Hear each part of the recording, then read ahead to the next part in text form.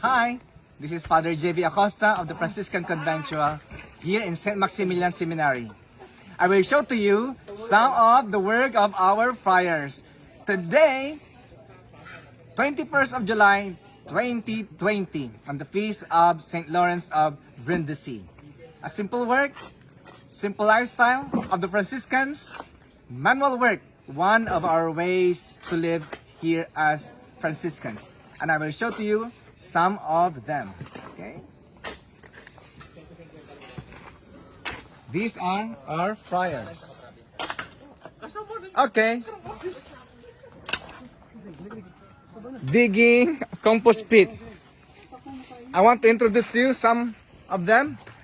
Fra, who are you? Hi, I'm Friar Matias Maria Montero from Laguna. From Laguna. Hello po, Friar Ivan from Sorsogon City. Friar Ivan from Sorsogon.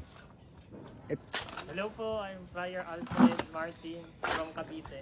Alfred Martin from Cavite. Ito naman. Hi, good morning. I'm Friar Anthony. Taga pala, hindi, that's not my place, but taga Surigao ako. Ano apelyido mo? Tandugon. Tandugon. Tandugon pra. Ito.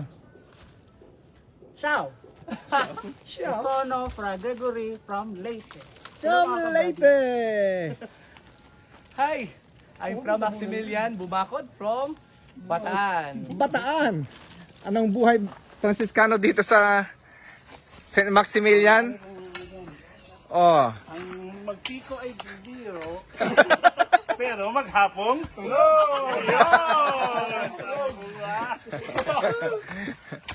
Ayan. Working, of course, with joy. Working with prayer. At bago sila nagsimula kanina na magtrabaho, hindi nawawalang magdasal muna.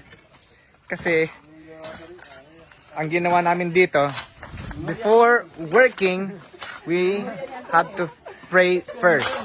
So that every work must be fruit of our prayer. And we work with joy and with prayer, of course. Kaya, yan lang, masaya namin ginagawa.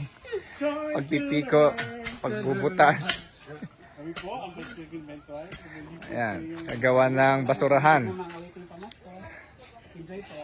Hi sa mga friends namin. From Bataan, Bataan. Artista na po kami. from Bataan, Laguna, Bicol, Surigao, Cavite. Siyempre ako, Pangasinan. From France, Gasinan. At ito yung aming mga ginagawa. Ito na yung dati naming compost pit. Medyo mapupuno na. Kaya gagawa kami ng bago. Tatapunan lang po ito ng lupa.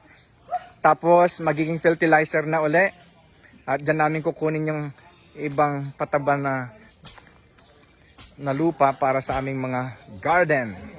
Okay. Bye-bye na mga kapatid. Bye-bye. God Happy bless. Fiesta.